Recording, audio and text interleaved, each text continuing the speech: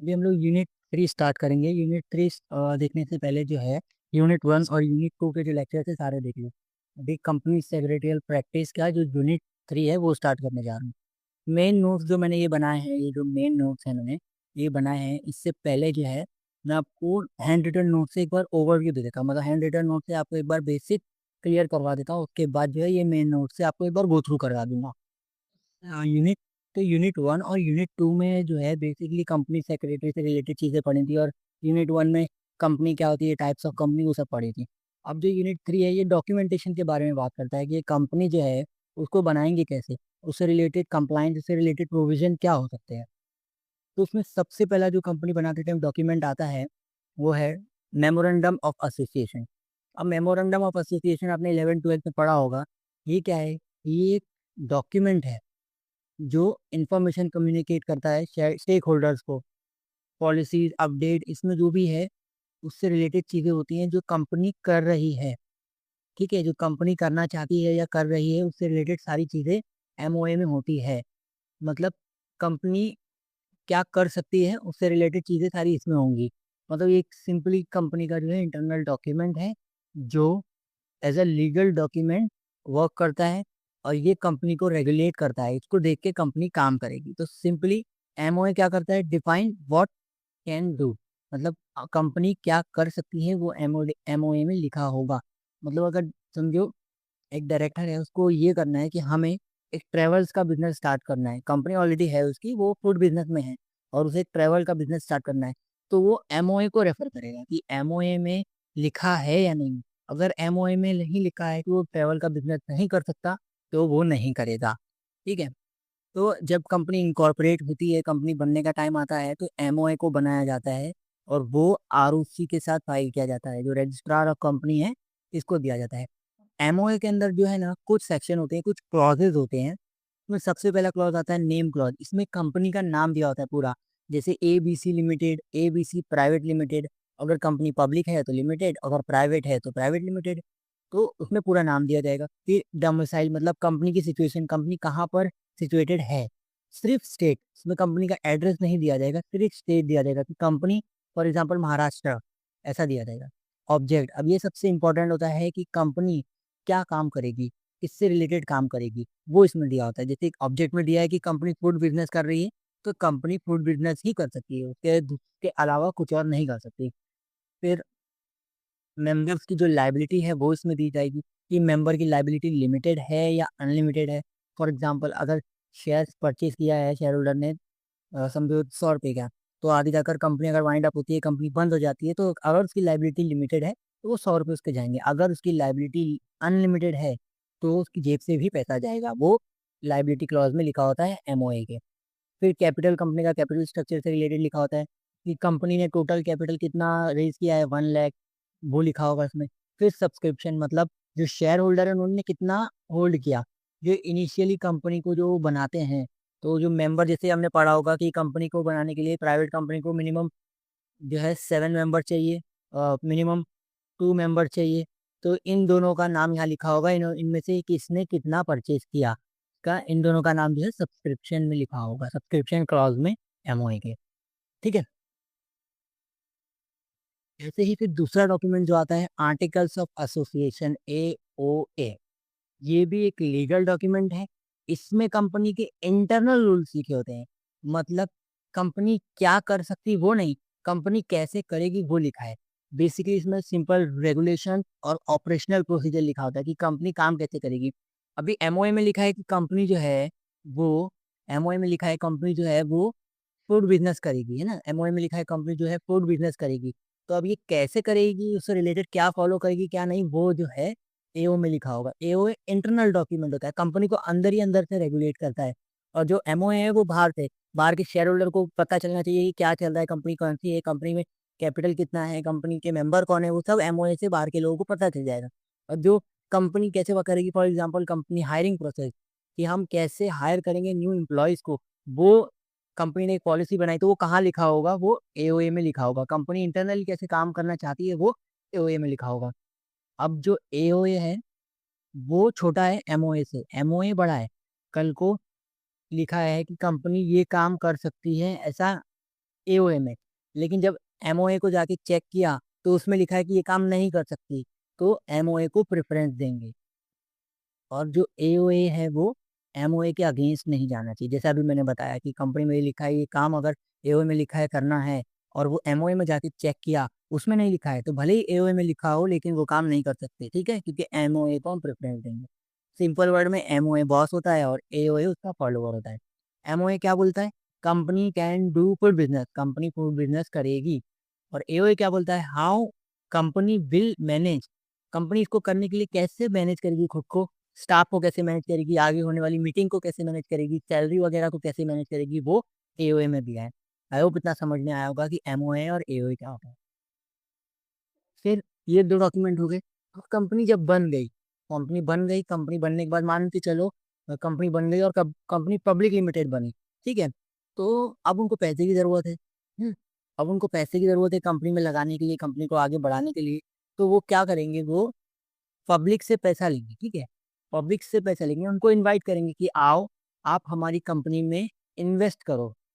तो ये जो इन्वेस्ट करने के लिए एडवर्टाइजमेंट देंगे कि हमारी कंपनी है, ऐसा ऐसा उसमें चीज़ें हैं, आप हमारी कंपनी में इन्वेस्ट करिए, आपका फायदा होगा, ऐसा एडवर्टाइजमेंट देंगे। और जिसमें सारी इन्फॉर्मेशन वो प्रोवाइड करेंगे, फाइनेंशियल, कंपनी को इतने साल में इतना प्रॉफिट हुआ, इतने साल में इतना लॉस हुआ, कंपनी के अंदर इतने केस चल रहे हैं, कंपनी के ये डायरेक्टर हैं, वो इन्फॉर्मेशन जिस एडवर्टाइजमेंट में देंगे वो लोग, ठीक है। तो उसको बोलेंगे प्रोस्पेक्टस। मतलब कंपनी एक ऐसा डॉक्यूमेंट इशू करेगी, प्रोस्पेक्टस, जिसमें वो पब्लिक को इनवाइट करेगी कि आओ हमारे कंपनी में इन्वेस्ट करो। उसमें सारी इन्फॉर्मेशन प्रोवाइड करेगी। कैसी इन्फॉर्मेशन? फाइनेंशियल और बिजनेस से रिलेटेड। फाइनेंशियल बिजनेस के रिलेटेड, जैसे कि डायरेक्टर कौन है, एड्रेस क्या है कंपनी का, कंपनी के नाम पे कितनी प्रॉपर्टी है। वैसे ही फाइनेंशियल जो है, इसमें कि कंपनी का पीएनएल देखेंगे, बैलेंस शीट देखेंगे कि कंपनी के करंट लाइबिलिटी कितनी है, करंट प्रॉफिट एंड लॉस कितना है उसका, वो सब। और इसको साइन जो है प्रोस्पेक्टस को डायरेक्टर साइन करेंगे इशू करने से पहले। और ये आरओसी को फाइल होगा, जो रजिस्ट्रार ऑफ कंपनी है उसके पास जाएगा। तो प्रोस्पेक्टस में इंफॉर्मेशन कुछ जाएगी। तो सबसे रिलेटेड सबसे पहले कंपनी से रिलेटेड कंपनी की इंफॉर्मेशन जाएगी कि कंपनी का नाम क्या है, कंपनी का एड्रेस क्या है, और उसके डायरेक्टर्स कौन हैं। तो बेसिक कंपनी से रिलेटेड इंफॉर्मेशन उसमें रहेगी।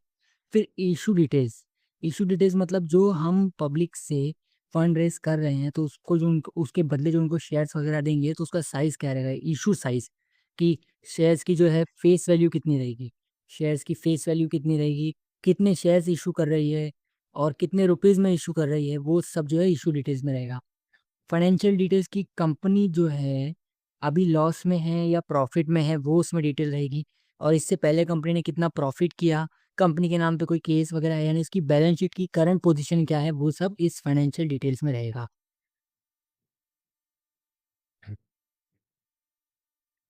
फिर objectives of issue.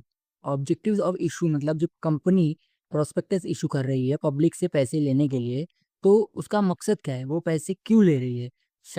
For example company को अगर अपना बिजनेस एक्सपांड करना है, आगे दूसरे जो स्टेट है या दूसरी कंट्री में बिजनेस अपना बढ़ाना है, तो उसके लिए उसको फंड की ज़रूरत पड़ेगी। वो ऑब्जेक्टिव्स में ये लिखेगी फिर एक्सपांशन ऑफ बिजनेस, ठीक है। अब जो भी अब जो हमने यहाँ देखा ये फाइनेंशियल डिटेल्स है, इसमें प्रॉफिट एंड लॉस वगैरह रहेगा।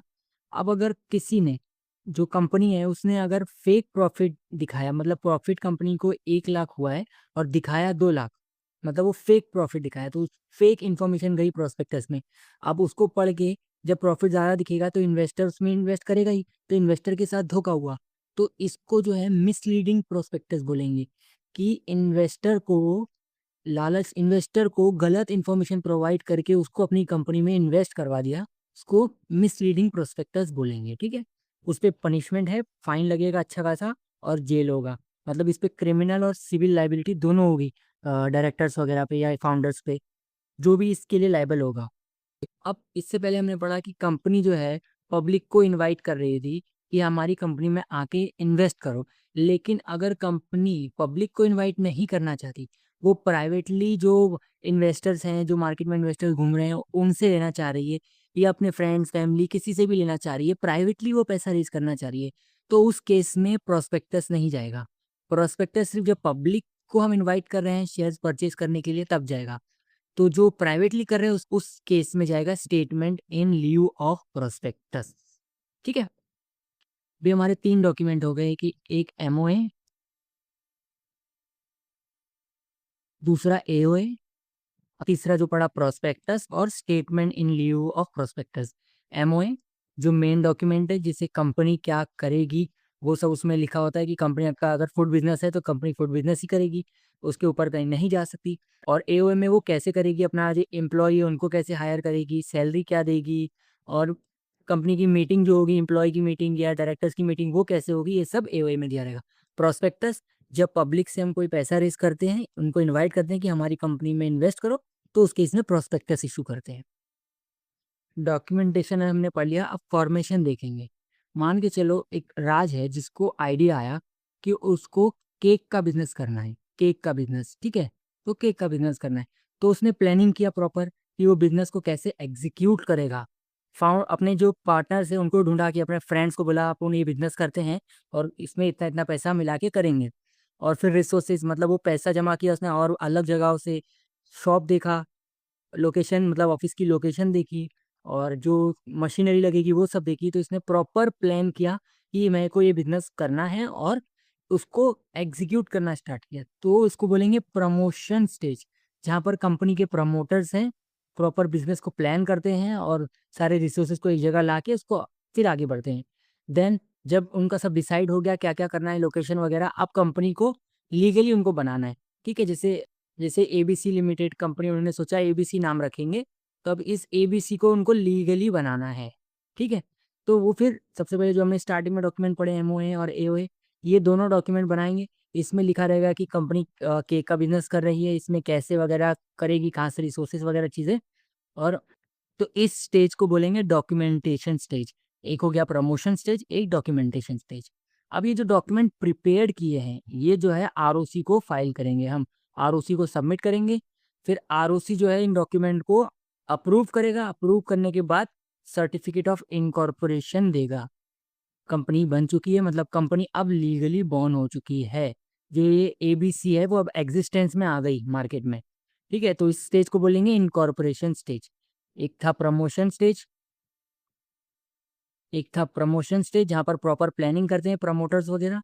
फिर डॉक्यूमेंटेशन प्रिपेयर करते हैं उस कंपनी को बनाने के लिए, उस डॉक्यूमेंट को सबमिट करते हैं आरओसी को। फिर आरओसी अप्रूव करने के बाद जो है सर्टिफिकेट दे देगा, उसको इनकॉर्पोरेशन स्टेज बोलते हैं। देन अगर कंपनी रजिस्टर्ड हो गई, सब कुछ हो गया, अब कंपनी को इन लोगों ने जो पार्टनर से पैसा मिलाया उससे काम नहीं चल रहा है, कंपनी को पब्लिक से भी पैसा लेना है, तो उस केस में वो प्रोस्पेक्टस इशू करेगी, जो हमने पढ़ा था। इसको कैपिटल स्टेज बोलते हैं, जहाँ पर कैपिटल रेज करेगी कंपनी। ठीक है, फिर एक स्टेज है सर्टिफिकेट ऑफ कमेंसमेंट। जब सब कुछ हो गया, कैपिटल भी रेज हो गया और कंपनी अपना आगे बढ़ चुकी है, और वे जो नेसेसरी लॉ के हिसाब से डॉक्यूमेंट्स है वो कंपनी ने फाइल कर दिए हैं, फिर सर्टिफिकेट ऑफ कमेंसमेंट आरओसी से इसको मिल जाएगा कि अब आप अपना बिजनेस प्रॉपर स्टार्ट कर सकते हो। इससे पहले तक बिजनेस बन चुका था, लीगली बॉर्न हुआ था, लेकिन अब तक स्टार्ट नहीं हुआ था। फिर सारे प्रोसेस फॉलो करने के बाद सर्टिफिकेट ऑफ कमेंसमेंट मिला, देन कंपनी जो है फुल्ली ऑपरेशनल हो गई। अब वो अपना फूड डिलीवरी या जो भी केक डिलीवरी का बिजनेस है वो स्टार्ट कर सकती है। अब मान के चलो वो जो केक का बिजनेस था वो बहुत सक्सेसफुल हो गया, केक का बिजनेस बहुत सक्सेसफुल हो गया। तो फिर प्रमोटर्स जो है, उसके प्रमोटर्स है, ओनर है कंपनी के, उनके दिमाग में ये आया कि हमें और पैसा चाहिए ताकि हम एक्सपांड कर सकें, बिजनेस को और बढ़ा सकें, एक्सपांड कर सकें। तो उनको और पैसे चाहिए। उसके लिए वो क्या करेंगे, कंपनी उनकी प्राइवेट थी जब उन्होंने बनाया, ठीक है, तो अगर प्राइवेट कंपनी थी तो वो पब्लिक से पैसा तो नहीं ले सकते, तो वो पहले अपनी प्राइवेट कंपनी को पब्लिक में कन्वर्ट करेंगे। ठीक है, तो उसके लिए मीटिंग अरेंज करेंगे, board board meeting, general meeting, सब अरेंज करने के बाद जो डॉक्यूमेंटेशन है वो प्रिपेयर करेंगे। और फिर जो मीटिंग में रिजोल्यूशन निकलेगा कि हाँ सब एग्री हो गए कि कंपनी को आप पब्लिक कर सकते हैं, तो उसका रिजोल्यूशन जो पास होगा और बोर्ड मीटिंग में जो डिसाइड होगा, उसका जो डॉक्यूमेंट रहेंगे वो आरओसी को फाइल करेंगे, आरओसी को सबमिट करेंगे। ठीक है, जो ये मीटिंग में रिजोल्यूशन निकला, जो रिजोल्यूशन निकला कि हाँ सब लोग एग्री हो गए कि अब कंपनी को पब्लिकली कर देते हैं, तो वो जो रिजोल्यूशन है आरओसी को सबमिट करना होगा इस फॉर्म में, एमजीटी 14 में, एमजीटी 14 में। अब ये सारे जो डॉक्यूमेंट्स है आरओसी को सबमिट करने के बाद आरओसी ने उसको अप्रूव कर दिया, अगर सब बराबर है, फिर कंपनी को न्यू सर्टिफिकेट मिल गया पब्लिक लिमिटेड वाला। ठीक है, वैसी जो वो केक की कंपनी थी, जब बनी थी, जो इनकॉर्पोरेशन स्टेज हुआ था, उस टाइम वो पब्लिकली ही बनी थी, पब्लिक कंपनी बनी थी, प्राइवेट उन लोग ने रजिस्टर्ड नहीं किया था, direct public company as a registration किया था। तो अब उनको भारी पड़ रहा है, क्योंकि पब्लिक कंपनी में ना बहुत सारे रेगुलेशन होते हैं, बहुत सारे कंप्लायंस होते हैं, और बहुत लंबे लंबे प्रोसेस होते हैं, बहुत सारी पब्लिक का पैसा लगा होता है, तो ज़्यादा लॉस पे एप्लीकेबल होते हैं। अब ये सब वो ओनर से बर्दाश्त नहीं हो रहा, तो उन्होंने पब्लिक कंपनी को प्राइवेट में करने का डिसाइड किया। तो सेम क्यों करेंगे? ताकि कंट्रोल उन्हें वापस मिले, रूल्स एंड रेगुलेशन और कंप्लायंस थोड़े से कम हो। इससे उनको रीजनल डायरेक्टर की परमिशन लेना पड़ेगी। क्यों? क्योंकि पब्लिक का पैसा लगा है, ऐसे ही कोई भी कल को उठ के पब्लिक से प्राइवेट नहीं कर देगा। सारी परमिशन उन्हें लगेगी और लंबा प्रोसेस है इसके। आई होप इतना को बेसिक क्लियर हुआ होगा मेरे हैंड रिटन नोट से। अब मैं अपने मेन नोट से आपको एक बार गो थ्रू करवा देता हूँ, ताकि सारा जो है क्लियर हो जाए और यूनिट 3 हमारा कंप्लीट हो जाए।